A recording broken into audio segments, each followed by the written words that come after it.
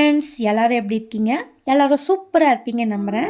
இன்றைக்கி நானும் நட்சத்திர பாப்பாவும் சேர்ந்து ப்ரௌனி மேக் பண்ண வீடியோ தான் இந்த vlogல உங்கள் கூட ஷேர் பண்ணிக்க போகிறேன். ஃபர்ஸ்ட் ப்ரௌனி நம்ம பண்ணுறதுக்கு ஸ்டவ் ஆன் பண்ணி ஒரு பவுலில் சுடு தண்ணி வச்சுக்கலாம். டார்க் சாக்லேட் பட்டரையும் ஒரு பவுலில் எடுத்து இந்த சுடு தண்ணியில் நல்லா மெல்ட் பண்ணி எடுத்துக்கலாம். எப்பவுமே ஃபோன் பார்த்துட்டு இருக்க பசங்க, டிவி பார்த்துட்டு இருக்க பசங்களுக்கெல்லாம் அவங்க ஏதாவது எங்கேஜாக இருக்கிற மாதிரி நிறைய ஒர்க் ரிப்பீட் பண்ணிகிட்டே இருந்தால் அந்த விஷயத்துலேருந்து கொஞ்சம் கொஞ்சமாக வெளியே வந்துடுவாங்க. எக்ஸாம்பிளுக்கு நம்ம குக்கிங் பண்ணுறப்ப அந்த கட் பண்ணுற வெஜிடபிள்ஸ்லாம் அவங்கக்கிட்ட கொடுத்துட்டா அதை வச்சு கட் பண்ணிக்கிட்டு இருப்பாங்க. அப்புறம் சப்பாத்தி மாவு பேசுகிறப்ப அந்த மாவை அவங்க கையில் கொடுத்துட்டா அதாவது ஒரு டாய் மேக் பண்ணிவிடுவாங்க. நெக்ஸ்ட் அவங்களுக்கு பேக்கிங்லேயும் இன்ட்ரெஸ்ட் இருந்தால் நம்ம பேக் பண்ணுற டைமில் அவங்களையும் கூட நிற்க வச்சு எல்லாமே நம்ம சொல்லி கொடுக்கலாம்.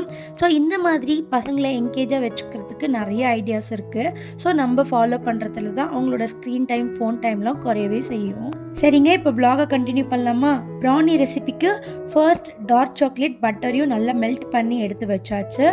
செகண்ட் ஸ்டெப் வந்து ப்ரௌன் சுகர், ஒயிட் சுகர் இது ரெண்டுத்தையும் நல்லா மிக்ஸி ஜாரில் பவுடராக அரைச்சி எடுத்துக்கணும். ப்ரௌனி செய்கிறப்ப ஸ்ட்ரெயிட்டாக சுகர் ஆட் பண்ணக்கூடாது.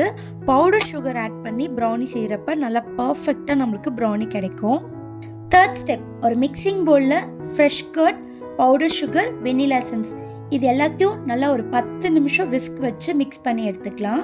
ஃப்ரெஷ் தயிர் மட்டும் யூஸ் பண்ணுங்கள். வீட்டில் இருக்க தயிர் புளிச்சிருக்கும், அதனால் அதை அவாய்ட் பண்ணிவிடுங்க. நான் இன்னைக்கு எக்லெஸ் ப்ரௌனி தான் செய்கிறேன். உங்களுக்கு எக்கு தேவைப்பட்டால் ஆட் பண்ணிக்கோங்க. அப்புறம் நான் இன்னைக்கு ஓடிஜி அவன்லாம் எதுவும் யூஸ் பண்ணாமல் கடாயில் தான் இந்த ப்ரௌனியை செய்ய போகிறேன். ஸோ வீடியோவை ஸ்கிப் பண்ணாமல் முழுசாக பாருங்கள். ஃபோர்த் ஸ்டெப், மிக்ஸ் பண்ணி வச்சுருந்த இந்த கர்ட் கூட டைரெக்டாக நான் மைதாவை ஜலிச்சு ஆட் பண்ணிக்கிறேன். நெக்ஸ்ட்டு கொக்கோ பவுடர், அப்புறம் பேக்கிங் பவுடர் இது எல்லாத்தையுமே நல்லா ஜலிச்சு ஆட் பண்ணிக்கிறேன்.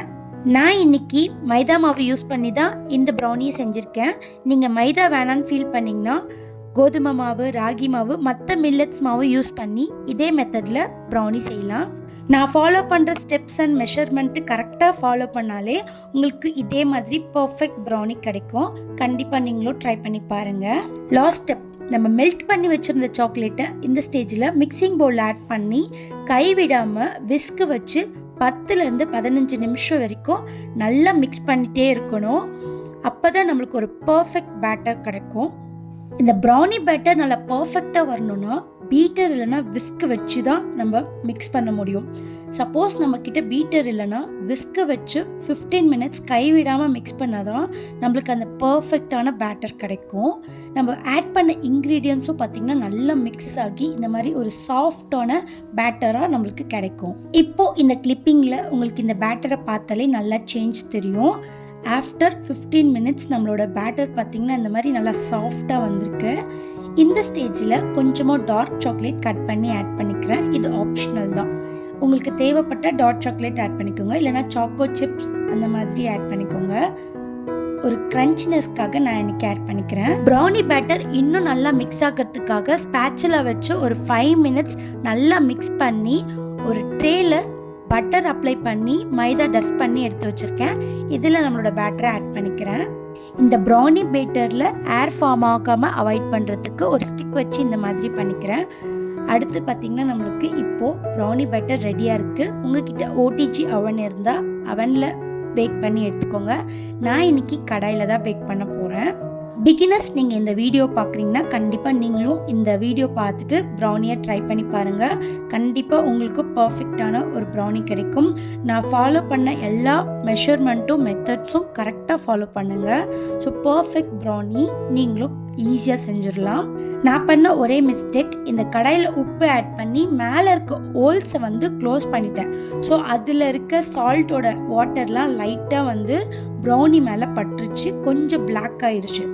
நீங்கள் கடாயில் உப்பு போடாமல் ஸ்டாண்டு வச்சோ இல்லை மூடி வச்சோ ப்ரௌனி பேக் பண்ணிக்கோங்க.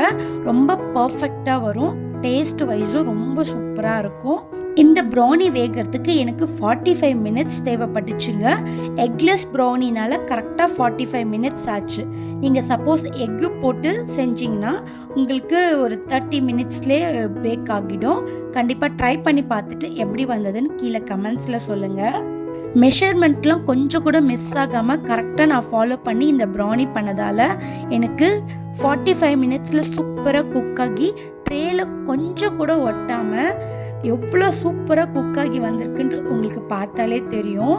ஸோ அந்தளவுக்கு டேஸ்ட் வைஸும் ரொம்ப சூப்பராக இருந்தது. நீங்களும் கண்டிப்பாக ட்ரை பண்ணி பாருங்கள்.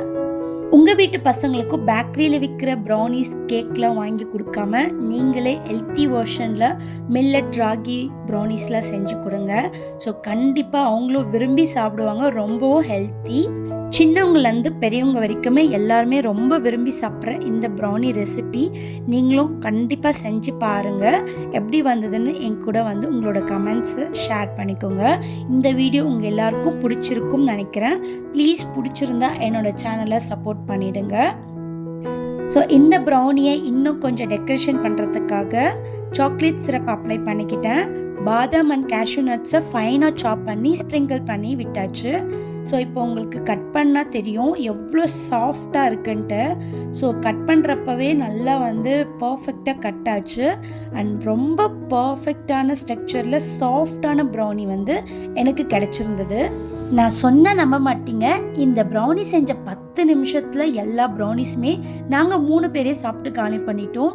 நக்ஷத்ரா பாப்பாக்குமே பார்த்திங்கன்னா ரொம்ப இந்த ப்ரௌனி பிடிச்சிருந்தது. ஸோ டேஸ்ட்டும் சூப்பராக, ப்ரௌனி சாப்பிட்றதுக்கே நல்லா சாஃப்டாக இருந்துச்சு. எண்ட் ஆஃப் த வீடியோ உங்கள் எல்லாருக்கும் இந்த வீடியோ யூஸ்ஃபுல்லாக இருக்கும்னு நான் நம்புகிறேன். இன்னொரு வீடியோவில் உங்கள் எல்லாரையும் மீட் பண்ணுறேன். அது வரைக்கும் பாய். லைக் பண்ணுங்க, ஷேர் பண்ணுங்க, கமெண்ட் பண்ணுங்க, மறக்காம சப்ஸ்கிரைப் பண்ணி சப்போர்ட் பண்ணுங்க. பாய்.